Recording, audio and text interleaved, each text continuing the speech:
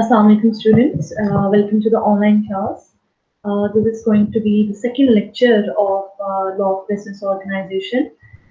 जैसे कि आपको पता है कि हमारे अभी recently midterm examination हुए हैं of spring 2020 and we are going to continue this learning process and as you know and you know the reason that due to the outbreak of coronavirus we have to stay at home and maintain the rule of social distancing.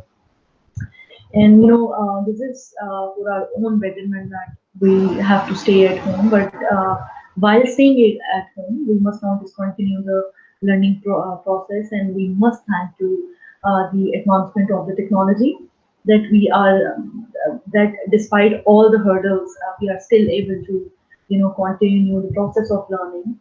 And let's start today's topic. Which is going to be again the introduction of and different concepts related to the company, and I'm going to explain you different features of the company. हमारा ये topic बड़ा detail topic है. हम इससे पहले जाएं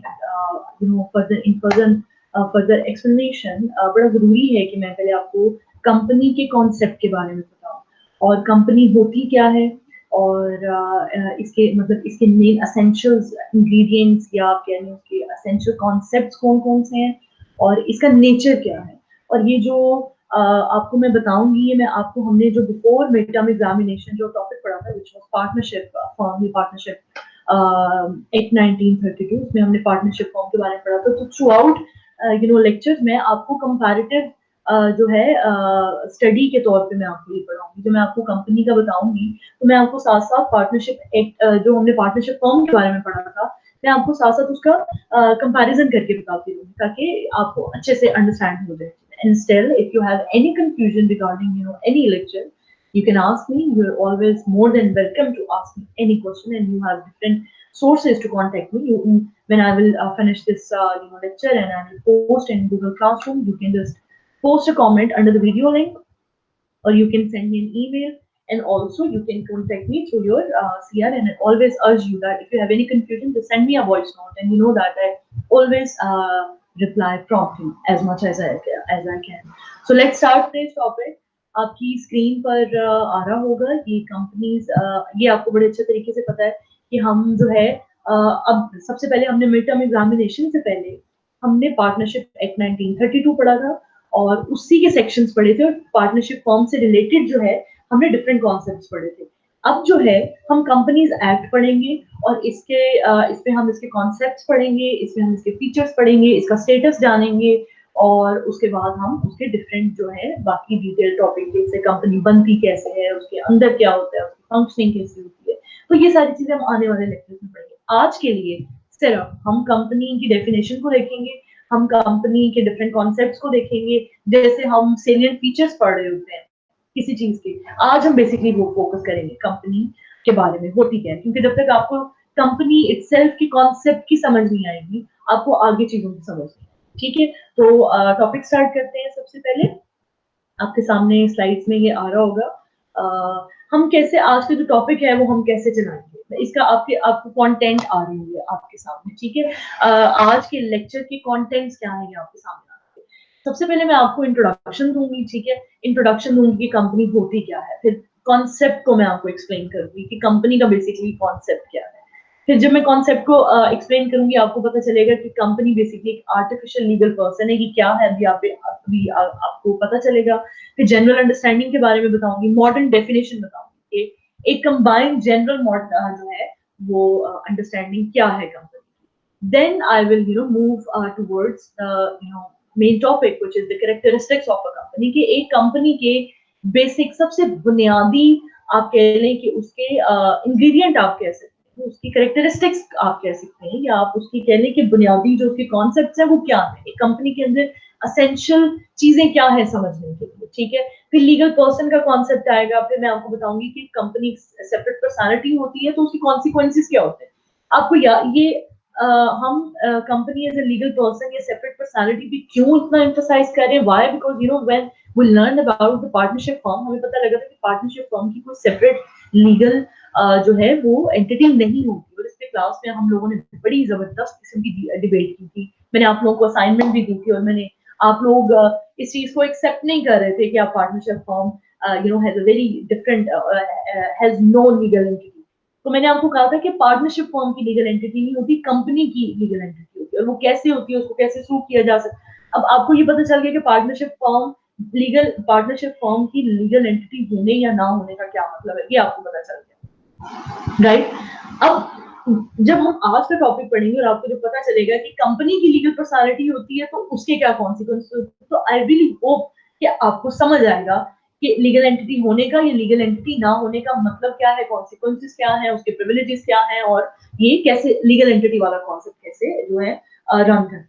legal entity के बारे में जानना क्यों जरूरी है, क्योंकि जब आप लीगल एंटिटी के बारे में, जब लीगल एंटिटी नहीं होती उसके कॉन्सिक्वेंसेस डिफरेंट होते हैं। जब लीगल एंटिटी या लीगल स्टेटस कानून की नजर में किसी का होता है तो उसके कॉन्सिक्वेंसेस ऑल टुगेदर डिफरेंट होते हैं। तो क्योंकि कंपनी का एक different itself separate legal status है तो उसकी वर्किंग एंड फंक्शनिंग में भी बहुत ज्यादा फर्क होगा। ठीक है, तो चलिए स्टार्ट करते हैं आज का टॉपिक। मैं सबसे पहले आपको बता देती हूँ कि ये जो नाम है आपका जो एक्ट है, इसका नाम है the companies act 2017, and the Companies Act 2017 came into effect on 30th May 2017। ये 30 मई 2017 को ये आपका जो एक्ट है ये जो है इन्फोर्समेंट में आया था।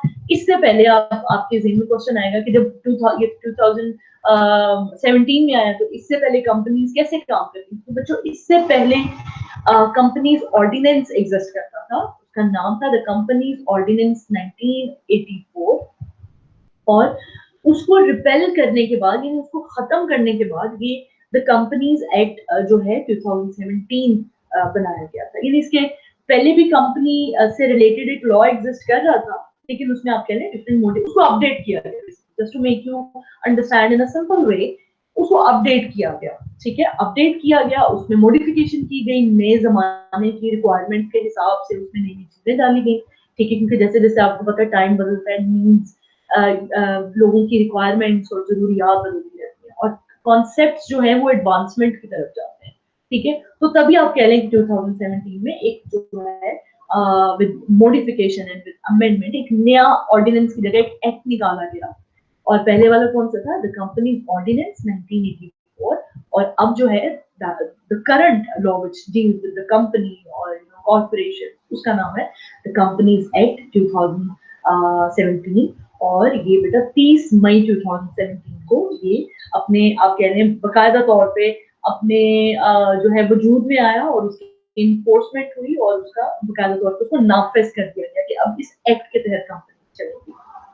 ठीक है, several changes were made in the company law, और अभी करंटली ये जो आपका कंपनीज एक्ट है इसमें 515 सेक्शंस हैं, 8 स्केड्यूल्स हैं, और ऐसा कहा जाता है कि it took almost 12 year in making of Companies Act 2017। ठीक है जी, and your Companies Act 2017 was signed by the President of Pakistan। President of Pakistan ने इसको साइन किया, and it is effective from said date, saved as provided in section 509 of the Companies Act 2017। ठीक है, और ये आपका जो है इसका ये ब्रीफ साइन प्रोडक्शन हो गया। अच्छा जी, इसके अलावा जनरल, ये आपको पता चल गया कि आपका एक्ट आया था। अब हम बात करते हैं कि होती क्या है। अभी मैं सिर्फ आपके सामने बेटा ये आ रही होगी, देखिए छोटी सी पिक्चर भी आ रही होगी, और जनरल अंडरस्टैंडिंग। अभी हम फॉर्मल अंडरस्टैंडिंग की तरफ नहीं जाते, अभी हम जनरल अंडरस्टैंडिंग की बात करते हैं। अभी हम अगर लाइव सेशन ले रहे होते हैं, होपफुली मंडे से हम ट्यूसडे से इसका लाइव सेशन स्टार्ट करेंगे। आपको पता है कि whenever I start the topic I throw questions on you guys, you give me answers. मैं आप लोगों के आइडियाज देती हूँ, क्योंकि जनरल कोई भी चीज की आप जब हम किसी सब्जेक्ट को खास तौर पे पढ़ रहे होते हैं, ठीक है, तो उसका मतलब होता है कि हम उसको जब हम किसी चीज को एज अ सब्जेक्ट पढ़ रहे होते हैं, उसकी फॉर्मल एजुकेशन ले रहे होते हैं, तो मतलब होता है कि उसके कुछ hard and fast rules and regulations है, उसके according when we talk about the general understanding, उसका मतलब ये होता है कि आपकी समझ क्या है इसके बारे में। तो जनरल अंडरस्टैंडिंग जो भी मैं आपको बताने लगी हूँ या आपकी स्क्रीन पर जो भी आ रही होंगी, ठीक है, वो जनरल अंडरस्टैंडिंग बच्चों ये होती है कि आपका जनरल आइडिया क्या है, रफ सा आइडिया क्या है आपका।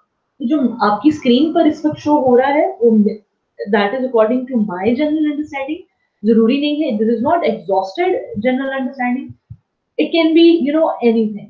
आप हो सकते हैं, मैं क्लास में जब आपसे पूछती हूँ व्हाट इज अ कंपनी, तो आप हो सकते हैं मुझे जवाब देते हैं कि कंपनी एक एक ऑर्गेनाइज्ड बॉडी होती है, उसमें डिफरेंट लोग मिलके किसी कॉमन गोल के टुवर्ड्स काम कर रहे होते हैं, और उसमें कंपनी से प्रॉफिट हो रहा होता है, कंपनी लॉस में भी जाती है. ठीक है, तो ये जनरल आइडिया कंपनी का. ठीक है, तो according to this definition which is being showed on your screens, a company in common parlance means a group of persons associated together for the attainment of a common. आप ये picture देख रहे होंगे, ये 3-4 लोग हैं इकट्ठे हुए हैं, एक के सर पे आप देखते हैं ये बल्ब लगा हुआ है, और बल्ब का मतलब होता है कि दैट आई थिंक किसी लेडी के सर पे ये लगा हुआ है. दैट मीन्स कि she is having some kind of idea in her mind. ठीक है, और they are holding their hands. इसका मतलब है कि they are going towards the common end, they are going to do something together. ठीक है, so that is the general understanding of a company कि group of people they come together, वो इकट्ठे होते हैं, उनका कोई कॉमन पर्पस होता है, कोई मुश्तरका मकसद होता है, और दैट जो मकसद होता है वो हो सकता है कि उन्होंने प्रॉफिट भी है, कोई लॉस भी होगा, कोई बिजनेस वेंचर होगा. ठीक है, और वो इकट्ठे हुए हैं कोई आइडिया लेकर. और अकॉर्डिंग टू दिस डेफिनेशन मैं आपको पढ़ के बता देती हूँ दोबारा से. A company in common parents means a group of persons associated together for the attainment of a common end. That end can be some social end का मतलब कोई मकसद, purpose. So that purpose can be some social. So there can be some social purpose. There can be some economic purpose. So it can be anything. ठीक है, अच्छा जी आगे चलते हैं बच्चों. Modern definition. मॉडर्न डेफिनेशन क्या है? अब ये देखिए आपके सामने पिक्चर में आ रहा होगा कि ये लोग कोई 6 लोग हैं, they are sitting on a table, और बड़े फॉर्मल अंदाज में बैठे हैं. They are having some very formal dressing, and they are their body language is very formal. तो ये आप देख रहे होंगे कि they are working on some common agenda. You can see that. तो that is very general modern definition. Picture से अगर आपको शो हो रहा होगा, तो what is a modern definition? A business entity which act as an artificial legal person formed by a legal person or a group of legal person to engage in or carry on a business or industrial enterprise. जी बेटा, सबसे पहले बच्चों है कि जो modern definition company की ये है कि एक बिजनेस एंटिटी होती है कंपनी, यानी कोई कारोबार के सिलसिले में एक वजूद होता है, किसी को एग्जिस्टेंस होती है. ठीक है, और उस एग्जिस्टेंस का मकसद होता है कि कोई कारोबार कैरी ऑन है.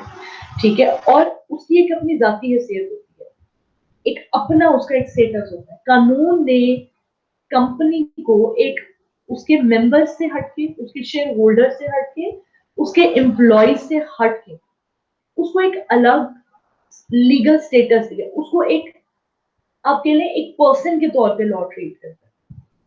ठीक है, और उसको लीगल पर्सन, उसको लोग ही क्रिएट करते हैं. ठीक है, और उनका मकसद होता है कि कोई कारोबार उन्होंने करना. अब जब वो कारोबार करेंगे तो उसकी डिफरेंट जो है नेचर हो सकते हैं. ठीक हो गया. तो बेसिकली मॉडर्न डेफिनेशन ये कि एक कंपनी एक ऑर्गेनाइज्ड फॉर्म की एक मुश्तरका ऑर्गेनाइजेशन है, जिसका मकसद है कोई कारोबार चलाना, और उस कारोबार में नफा भी हो सकता है और उस कारोबार में नुकसान भी हो सकता है. ठीक है, चलिए आगे चलते हैं. अब जैसे कि मैंने आपको बताया कि अ company is a person, artificial person. अभी आगे चल के आर्टिफिशियल पर्सन को मैं आपको बड़ी डिटेल में एक्सप्लेन करूंगी. ठीक है, अभी आप ये जान लें कि आर्टिफिशियल पर्सन का मतलब ये है, जैसे मैं एक पर्सन हूँ, I am a natural person, you are a natural person. आपको क्योंकि आप एक पर्सन है कानून की नजर, आपको कानून ने कुछ इख्तियारात दिए, आपको कानून ने कुछ ड्यूटीज दी, कुछ राइट्स दिए हैं, कुछ ऑब्लिगेशंस दी हैं, कुछ ड्यूटीज दी हैं. आपको एक स्टेटस दी है, आपका एक मुनफरिद मुकाम है कानून की नजर. That makes you a person, a natural person in the I of law. ठीक है, and more importantly a person. जब आप कानून की कोई वर्डिंग, आप लॉ ऑफ एविडेंस की वर्डिंग देखते हैं, आप सीपीसी की वर्डिंग देखते हैं, आप सीआरपीसी की वर्डिंग देखते हैं, पर्सन का वर्ड यूज होता है. पर्सन का मतलब होता है कि तमाम मर्द, औरतें, any person of any gender, जब पर्सन का वर्ड, और जब कोई पर्सन होगा तो इसका मतलब है कि उसके इख्तियारात भी होंगे यानी राइट्स भी होंगे, उसकी ऑब्लिगेशन होंगी यानी उसकी ड्यूटीज भी होंगी। तो company is an artificial person, ठीक है, एक मसनूई पर्सन है। अब एक आर्टिफिशियल और नेचुरल पर्सन के दरमियान फर्क क्या है कि मैं being a natural person, I have feelings and emotions, I have a totally different mechanism of showing my actions and reactions. एक कंपनी का डिफरेंट होता है, एक कंपनी के इमोशंस नहीं होते, but it is treated as a person in the eye of law, ठीक है। और द मेन रीजन इज कि जब लॉ कंपनी को एक लीगल पर्सन के तौर पे ट्रीट करता है, तो इसका मतलब है कि उसके राइट्स और ऑब्लिगेशन उसके उन लोगों से बिल्कुल हटके होते हैं जो उससे एसोसिएट होते हैं, ठीक है। तो इंट्रोडक्शन में अगर हम बड़ी सीधा सीधा बातें, बड़ी इंपॉर्टेंट बातें देखें, आपकी स्क्रीन पे शो हो रही होंगी कि अ company is not a natural person. Why? Because company is an artist, एक मसनूई पर्सन है, एक जीता जागता इंसान नहीं है, एक मसनूई पर्सन है। I and you and I are natural person. अच्छा, अ कंपनी, सेकंड पॉइंट है बेटा, a company must be registered. जी, a company must be registered. आपको याद होगा हमने पढ़ा था कि जो पार्टनरशिप फॉर्म होती है उसका रजिस्टर्ड या रजिस्टर्ड अनरजिस्टर्ड होना जरूरी नहीं है, क्योंकि that is a very casual type of association of persons, ठीक है। That is totally different from company. Registration नहीं होगी तो पार्टनरशिप फॉर्म चल जाएगी, लेकिन उसके कुछ एडवर्स इफेक्ट्स होंगे। राइट्स एंड ऑब्लिगेशंस और सू करने या करवाने वाला जो स्टेटस होगा वो चेंज हो जाएगा when there is no registration of a partnership. But in the case of a company, जब तक कंपनी रजिस्टर्ड नहीं होगी तब तक उसको कंपनी का स्टेटस नहीं मिलेगा। तो in order to be a company must be registered. और रजिस्ट्रेशन का आम जो अंडरस्टैंडिंग क्या है कि आप जब आप अपनी कंपनी को रजिस्ट्रेशन करवा लेते हैं तो इसका मतलब होता है कि आप उसको पब्लिक डोमेन में ले गए। पब्लिक डोमेन का मतलब ये होता है कि आपने उसको कानून की नजर में तस्लीम करवा दिया। क्योंकि अब आपने उसको कानून की नजर में तस्लीम करवा लिया तो इसका मतलब ये है कि अब कानून आपको सिक्योरिटी दे। क्योंकि कानून ने आपको एज अ पर्सन माना हुआ है तो कानून आपके राइट्स का एहतराम करेगा, आपकी ड्यूटीज का एहतराम करेगा, और कल को कोई अगर आपको एज अ पर्सन आपके राइट्स को वायलेट करेगा तो आप उनकी इन्फोर्समेंट करवाई जाएगी। और अगर आप एज अ पर्सन किसी की ड्यूटी पूरी नहीं करते तो लॉ आपको फिर इस बात पर जो है आपको कहेगा कि आप अपनी ड्यूटी पूरी करें, ठीक है। क्योंकि company is a bigger venture than the partnership, ठीक है। तो a company should be registered. Company को कंपनी कहलाने के लिए रजिस्टर्ड होना बहुत जरूरी है, ठीक है। Now that I have told you that a company is a legal person, तो जब कोई लीगल पर्सन होता है यानी जब कोई पर्सन होता है तो इसका मतलब है कि उसके राइट्स एंड ऑब्लिगेशंस भी होते हैं। अब अ company is not a natural person. A company, in order to be called as a company, it must be registered. Now that I have told you that a company is a legal person, a legal person has rights and obligations, and that those rights and obligations are given to that artificial person by law. Now moving towards the next point. Just because the company is a person, एक artificial person के तौर पे उसका जो है status है। मैं एक नेचुरल पर्सन हूँ, मैं प्रॉपर्टी खरीद सकती हूँ, मैं प्रॉपर्टी बेच सकती हूँ, मैं प्रॉपर्टी ट्रांसफर कर सकती हूँ। इसी तरह एक कंपनी अपनी जाती हैसियत से, ठीक है, उसको जो प्रॉपर्टी है खरीद सकती है, एक्वायर कर सकती है, ओन कर सकती है, और उसको ट्रांसफर कर सकती है, उसको बेच भी सकती है, ठीक है। अच्छा, अब चूंकि कंपनी की एक लीगल एंटिटी है अपनी जाती, तो जिस तरह मैं एज अ पर्सन किसी के साथ लेन देन के मुआहदे कर सकती हूँ, बिल्कुल इसी तरह कंपनी किस लोगों के साथ या दूसरी कंपनीज के साथ, थर्ड पार्टीज के साथ लेन देन के मुआहदे कर सकती है, ठीक है। अच्छा, अब सू एंड टू बी सूड की बात है, क्योंकि मैंने आपको याद है, मैंने आपको बताया था, हम अब पार्टनरशिप फॉर्म वाले कॉन्सेप्ट की तरफ चलते हैं। मैंने आपको ये बताया था कि एक पार्टनरशिप फॉर्म का लीगल स्टेटस नहीं होता।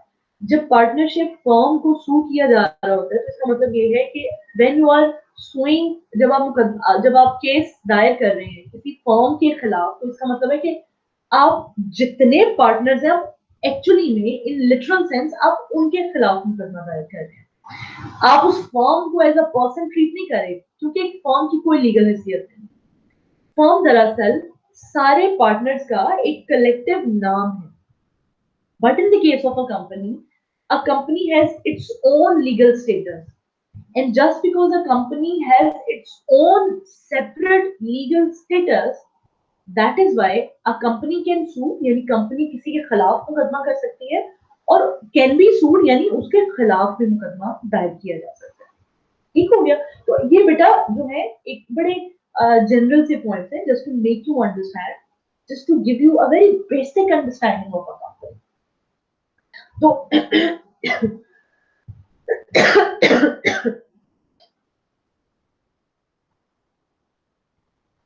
जी, तो बेटा अब हमने क्या अभी तक जाना है कि कंपनी एक कंबाइंड एसोसिएशन है लोगों की, कि वो कोई उन्होंने बिजनेस जो है कैरी ऑन करना होता है, और उसमें नफा और नुकसान भी हो सकता है, और ये एक पार्टनरशिप फर्म के कंपैरिजन में एक ज्यादा ऑर्गेनाइज्ड बॉडी है, जिसके अपने हकूक हैं, उसकी एक ड्यूटीज हैं। और अपने हकूक एंड ड्यूटीज क्यों है? क्योंकि कानून ने कंपनी को बकायदा तौर पे एक लीगल पर्सन के तौर पे डिक्लेयर किया। दैट इज वाई वो प्रॉपर्टी खरीद भी सकती है, प्रॉपर्टी बेच भी सकती है, प्रॉपर्टी ट्रांसफर भी कर सकती है, लोगों के साथ कॉन्ट्रैक्ट भी कर सकती है, वो किसी के खिलाफ मुकदमा भी दायर कर सकती है, और उसके खिलाफ भी मुकदमा दायर किया जा सकता है। चलिए आगे चलते हैं जी। अच्छा, आर्टिफिशियल पर्सन को बच्चों में अब आप पढ़ते हैं अंडरस्टैंडिंग द कॉन्सेप्ट। अब जो आपके सामने स्लाइड्स चल रही होंगी वो है अंडरस्टैंडिंग द कॉन्सेप्ट। ठीक है, चलिए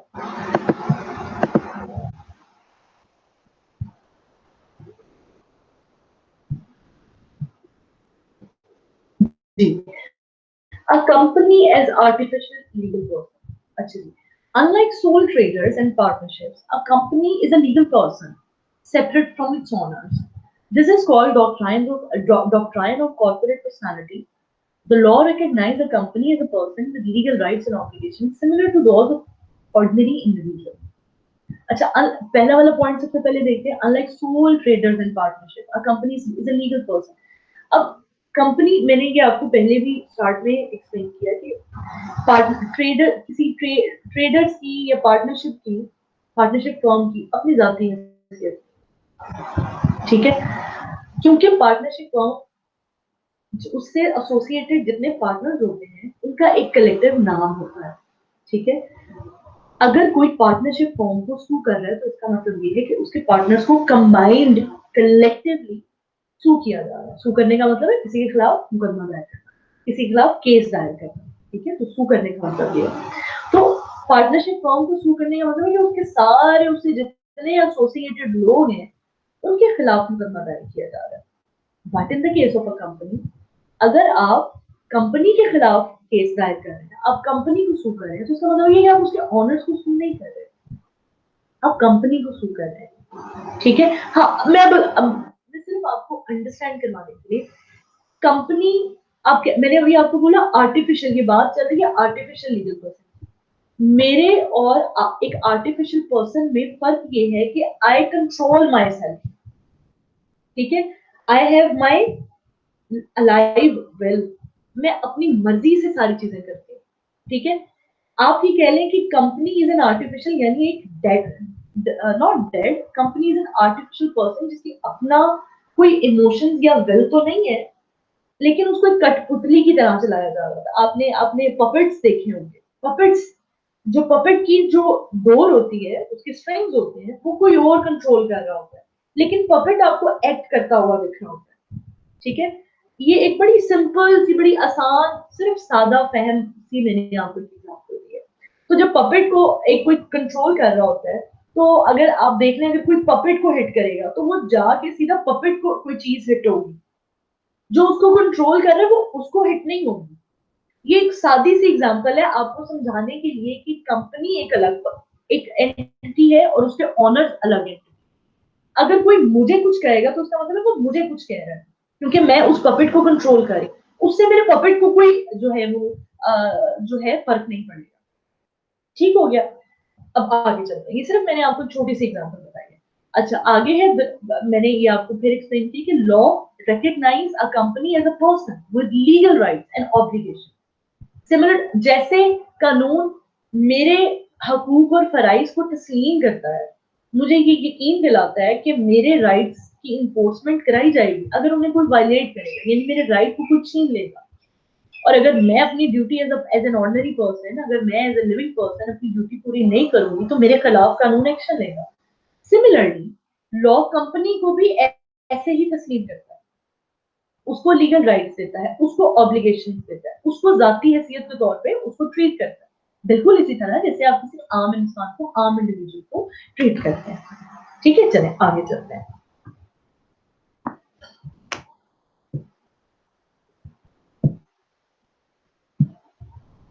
जी, ये बिल्कुल ये उसी की कंटिन्यूएशन में बेटा स्लाइड है आपकी नजर में। अब ये देखें, आपको ये एक पिक्चर दिख रही हो, ठीक है, ये company is like a legal person, उसकी एक अपनी बिल्कुल जाती अपनी हैसियत है। ठीक है, या आप देख लें एक ऐसे बिल्डिंग का स्ट्रक्चर है और उसके पीछे एक पर्सन, एक आर्टिफिशियल पर्सन बना हुआ है। कंपनी का भी बिल्कुल इसी तरह का तरीका है कि a company is a person but an artificial person who has not its living will, but a company is controlled by its owner. But both, owners in a company both have different status. ठीक है, तो ये artificial person का essentially, however, the law treats person in the same way, whether they are artificial or natural. हाँ, ये बात है कि although एक natural person की और एक artificial person की will में difference है, लेकिन law हम दोनों को same treat करता है।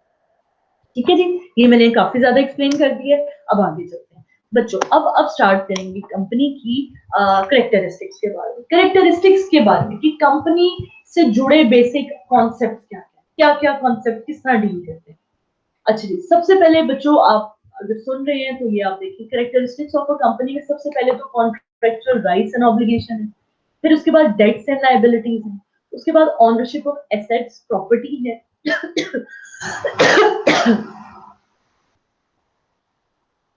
ठीक है, उसके बाद rights to receive from debtors है, ये मैं आपको साथ साथ एक्सप्लेन करूंगी। ठीक है, उसके बाद मैनेजमेंट बाय डायरेक्टर्स है, लायबिलिटी टू पे टैक्स है, फिर परपेचुअल एग्जिस्टेंस है, फिर लीगल ऑब्लिगेशन है, फिर legal person and artificial person का एक अलग से टॉपिक आता है, फिर मैं आपको उसके जो है कॉन्सिक्वेंसेस बता दूंगी। अभी बच्चों हम स्टार्ट करते हैं करेक्टरिस्टिक्स से।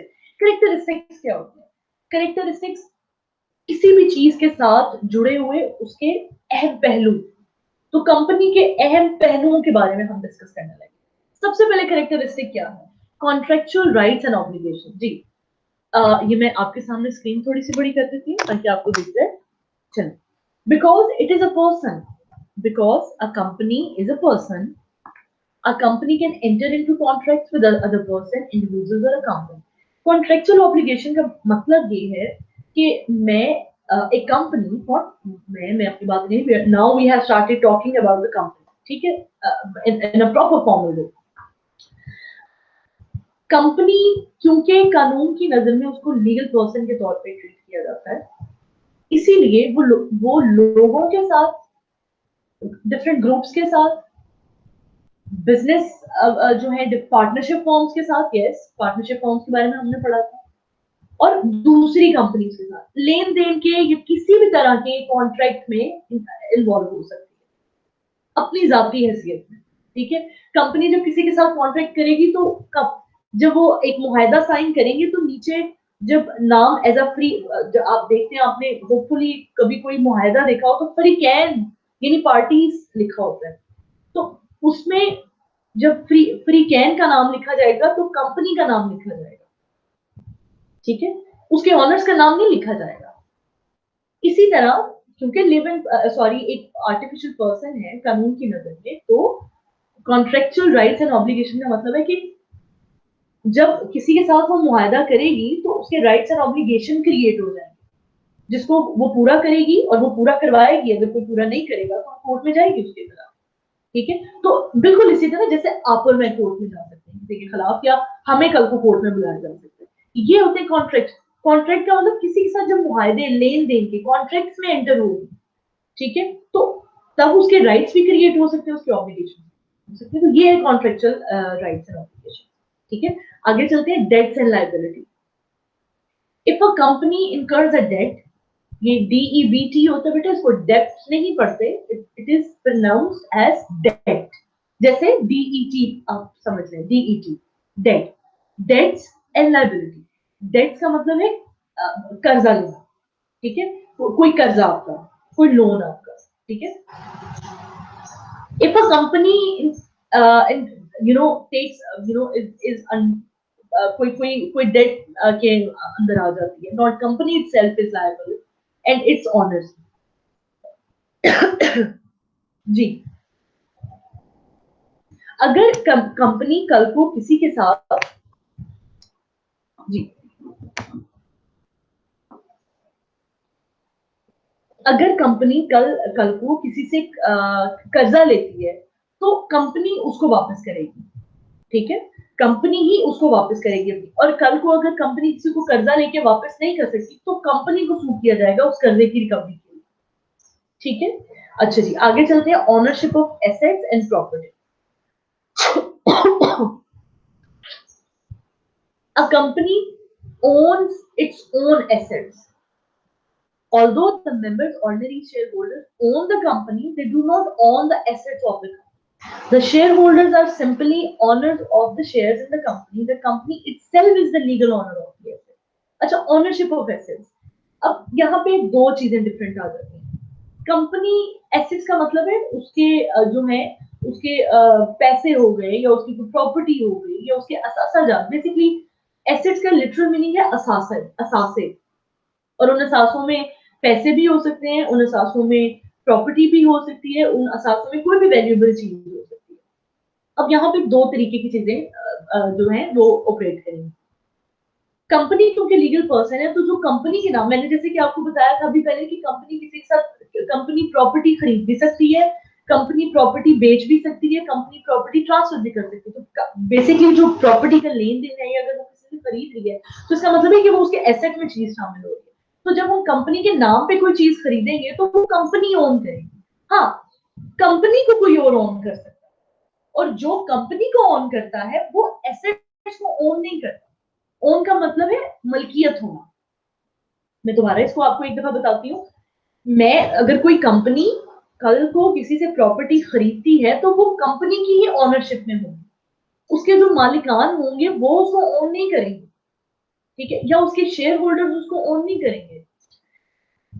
कंपनी को, अब फिर मैं दोबारा आपको आसानी के लिए देती हूँ, जैसे एक कठपुतली है, मैं उसकी स्ट्रिंग्स को मूव कर रही हूँ, ठीक है। अब उस कठपुतली की जो एसेसरीज हैं, हो सकता है उसने कोई ज्वेलरी पहनी हो, उसने कोई कोई कोई बिंदिया लगाई हो, या उसने कोई जो है अच्छे से कपड़े पहने हो, तो that is owned by the puppet only. मैं पपेट को ओन कर रही हूँ, मैं पपेट की उन चीजों को ओन नहीं कर रही, वो पपेट खुद ओन कर रहे हैं। सिमिलरली कंपनी जो है वो अपने एसेट्स को खुद उसकी मालिक होती है। उसके शेयर होल्डर्स या उसके जो उसके कंट्रोलिंग जो पोजीशन में लोग होते हैं, यानी कि उसके ओनर्स जो होते हैं, वो उसके एसेट्स के मालिक नहीं होते। The share holders are simply owners of the shares in the company. The company itself is the legal owner of the asset, और वो उसकी लीगल, कानूनी तौर पे, बकायदा तौर पे उसकी मालिक है। ठीक है, अच्छा जी, right to receive from the debtor. ये नेक्स्ट है बेटा, the debtor of the company owes the money to the company and not its owner. ठीक है, कल को कंपनी से किसी ने कर्जा लिया, ठीक है, कल को कंपनी ने किसी से कर्जा लिया, तो वो कंपनी को ही जो अपने पैसे कंपनी के अकाउंट में ही चीजों को डालेंगे, वो उसके ऑनर को वो जो है कर्जा वापस नहीं करेंगे। ठीक हो गया, तो ये है बेटा right to receive from debtor. The right to receive from the debtor is associated with the company but not with its owner। ठीक है, चलिए आगे चलते हैं। Management by the directors. Companies are managed by their directors who should be members of the company as well with a few exceptions। हम इसके बारे में आगे चल के पढ़ेंगे। In small companies, the shareholders and directors may be the same individuals, but in large companies, the directors might hold a small portion of the shares or even no shares at all. जी, वो अब मैं काफी देर से puppet की और जो strings को move कर रहा होता है ना उसकी, इसी तरह जो ऑनर्स या डायरेक्टर्स होते हैं वो कंपनी को कंट्रोल कर रहे होते हैं, because company is an artificial person, वो लिविंग पर्सन नहीं है कि अपनी मर्जी से मतलब वो ऐसे उठ के एक लिविंग एंटिटी की तरह कोई काम शुरू करते नहीं, it's like an artificial existence that just because the company has you know some totally artificial existence, that is why a company has to be controlled by someone else, and those someone else's are called directors of the company, they can be called as the owner of the company. तो company की अपनी जाती हैसियत होती है लेकिन उसको manage कोई और कर रहा होता है, ठीक है।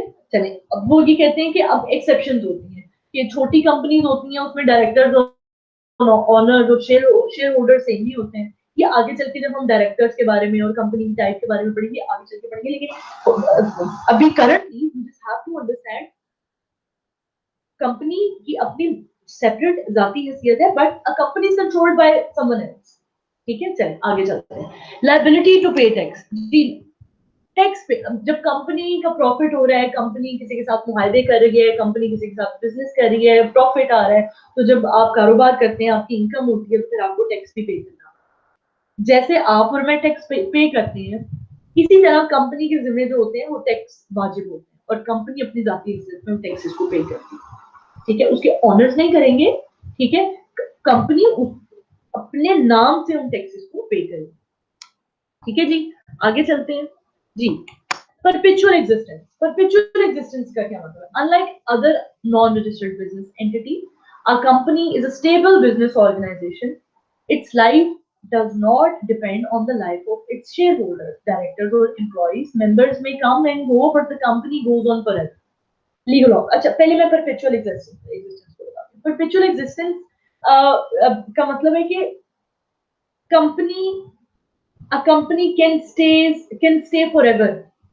हाउ, हम पार्टनरशिप वाले कॉन्सेप्ट की तरफ चलते हैं। आपको याद है मैंने आपको कहा था कि पार्टनरशिप फर्म के लिए दो से ज्यादा लोग होने जरूरी है या 20 से कम लोग होने जरूरी, 20 से ज्यादा नहीं होंगे।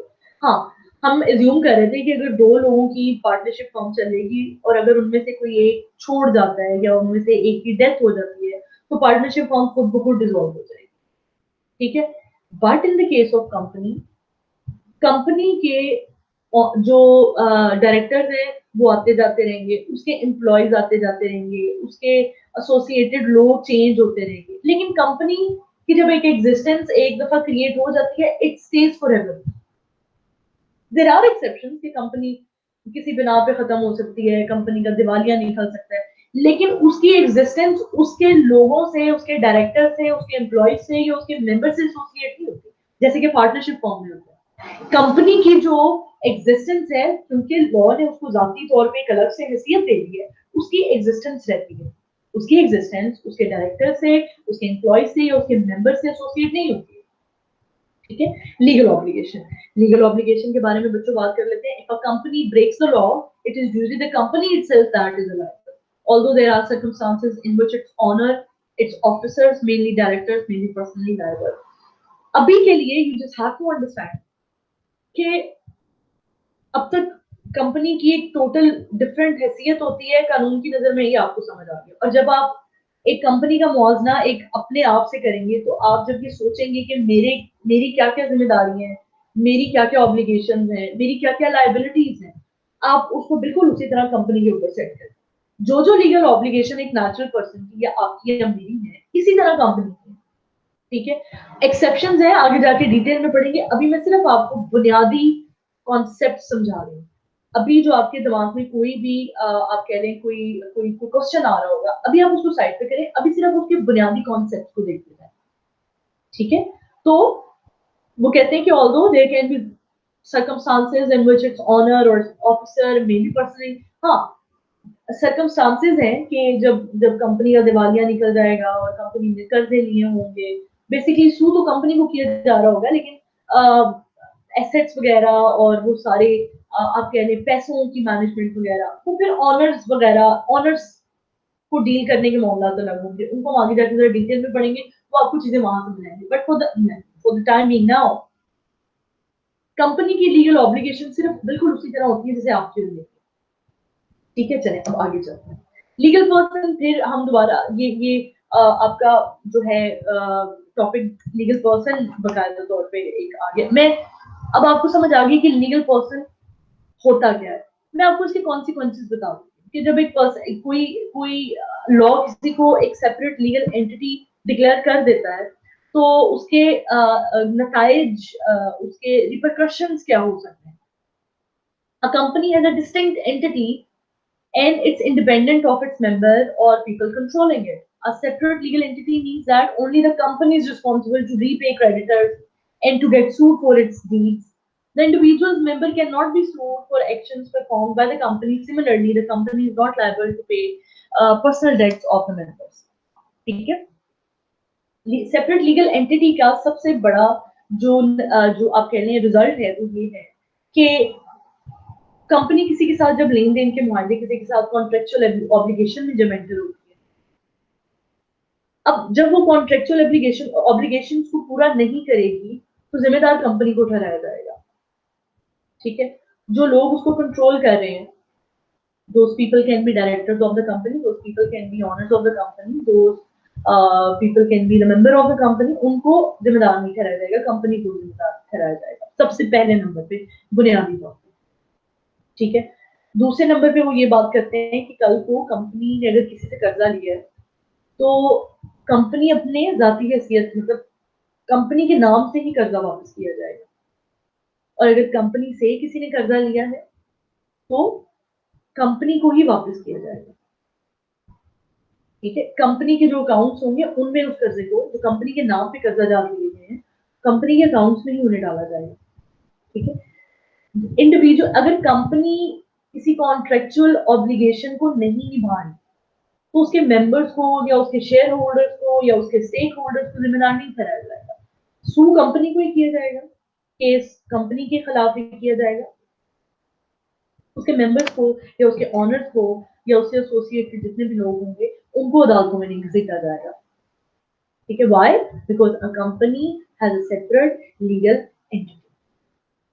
ठीक है, चलिए ये हमारा बच्चों आज का टॉपिक है, आप होपफुली आपको समझ आया होगा। इसको मैं सम अप करती हूँ। आज हमने बेसिकली पढ़ा कंपनी के बुनियादी, सबसे सादे और बुनियादी कॉन्सेप्ट्स के बारे में पढ़ा। कंपनी होती क्या है, सबसे पहले हमने पढ़ा कि कंपनी एक्ट डील करता है 2017। फिर हमने पढ़ा कंपनी होती क्या, एक जॉइंट वेंचर होता है, एक ग्रुप ऑफ पीपल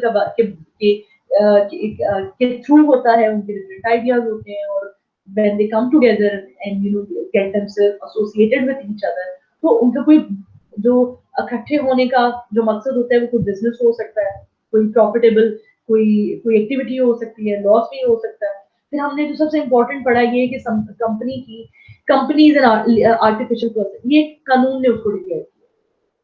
ठीक है, and just because a company has a total different personality, a separate legal personality just like you and me, तो उसकी राइट्स एंड ऑब्लिगेशन उसी को सू किया जाएगा, वही सू करेगी। उसका रजिस्टर होना जरूरी है, जब एक कंपनी रजिस्टर नहीं होगी तो उसको सू भी नहीं किया जाएगा क्योंकि उसकी एग्जिस्टेंस ही नहीं होगी।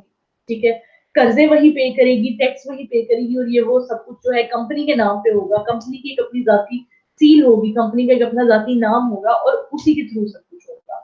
कंपनी की मैंने आपको सबसे जबरदस्त एग्जांपल दी है कि company you can assume, I'm just giving you an example, that company is a puppet and the directors and the owners of the company, you know controlling the strings of that puppet। ठीक है, तो ये company की एक best example है।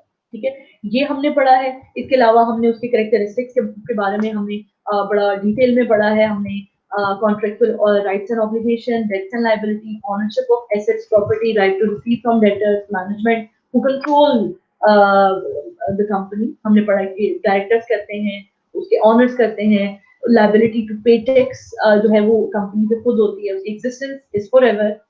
There are exceptions, वो खत्म हो सकती है, उसका दिवालिया निकल सकता है, और people can go and come and go, directors can come there can be new directors, the current directors can leave the company will be there unless there are different circumstances.